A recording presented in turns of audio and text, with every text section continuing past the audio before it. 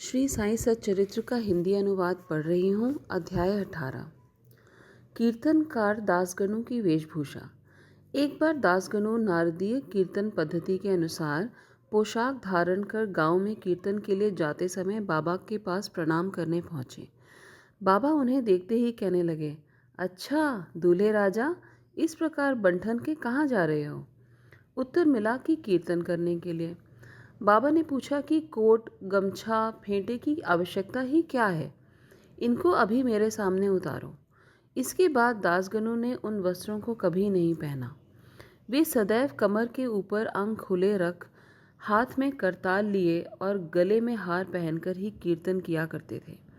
बाबा की कीर्ति पूना और अहमदनगर जिलों में फैल चुकी थी, परंतु नाना साहेब चंदोरकर के व्यक्तिगत वार्तालाप तथा दासगणों के मधुर कीर्तन द्वारा बाबा की कीर्ति कोंकण में भी फैल गई।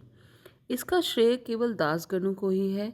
श्री दासगणों के कीर्तन से श्रोता प्रभावित होते थे। चोलकर की चाय। एक बार थाने के श्री कोपिनेश्वर मंदिर में श्री दासगणु कीर्तन में श्री साईं बाबा का गुणगान कर रहे थे। श्रोताओं में एक चोलकर नामक व्यक्ति, जो थाने के दीवानी न्यायालय में एक अस्थायी कर्मचारी था, मतलब टेम्पररी वर्कर था, वो भी वहाँ उपस्थित था। दासगणु का कीर्तन सुनकर वो बहुत प्रभावित हुआ और मन ही मन बाबा को नमन कर प्रार्थना करने लगा, हे बाबा, मैं एक निर्धन व्यक्ति हूँ, अपने परिवार का ठीक से पोषण भी भली भांति नहीं कर पाता। यदि आपकी कृपा से मैं विभागीय परीक्षा में पास हो गया तो आपके श्री चरणों में हाजिर होकर आपके निमित्त मिश्री का प्रसाद भी बांटूंगा। भाग्य ने पलटा खाया और चोलकर परीक्षा में पास हो गया। उसकी नौकरी भी पक्की हो गई। अब केवल एक संकल्प ही शेष रहा। चोलकर निर्धन तो था ही और उसका परिवार भी बहुत बड़ा था, इसलिए वो शिरडी यात्रा के लिए रास्ते का खर्चा जुटाने में भी असमर्थ था। चोलकर अपना संकल्प शीघ्र एवं अतिशीघ्र पूरा करना चाहता था, इसलिए उसने मितव्ययी बनकर अपना खर्च घटाकर पैसा बचाने का निश्चय किया। इस कारण उसने बिना शक्कर की चाय पीना शुरू किया और इस तरह कुछ धन एकत्रित कर वो शिरडी पहुंचा। वहां पहुंचकर उसने बाबा का दर्शन कर उनके चरणों पर गिरकर नारियल भेंट किया और अपने संकल्प के अनुसार श्रद्धा से मिश्री का प्रसाद भी बांटा और बाबा से कहा कि आपके दर्शन से मेरे हृदय को अत्यंत प्रसन्नता हुई है। मेरी सभी इच्छाएं तो आपकी कृपा दृष्टि से उसी दिन पूर्ण हो चुकी थी।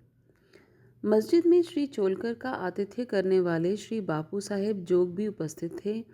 जब वे दोनों जाने लगे तो बाबा ने जोग से इस प्रकार कहा, अपने अतिथि को चाय के प्याले में अच्छी तरह शक्कर मिला के देना। इन अर्थपूर्ण शब्दों को सुनकर श्री चोलकर का हृदय भर आया और उन्हें बहुत आश्चर्य हुआ। आंखों से आंसू बहने लगे और वो प्रेम से विह्वल होकर उनके श्री चरणों पर गिर पड़ा। बाबा के कहने का भाव ये था कि यदि तुम श्रद्धा भाव से हाथ फैलाकर मेरा स्मरण करोगे तो मैं सदा तुम्हारे साथ रहूँगा। भले ही शरीर से मैं यहाँ मौजूद हूँ, लेकिन मुझे 7 समुद्र पार की घटनाओं की भी जानकारी रहती है। मैं तो तुम्हारे हृदय में विराजमान हूँ।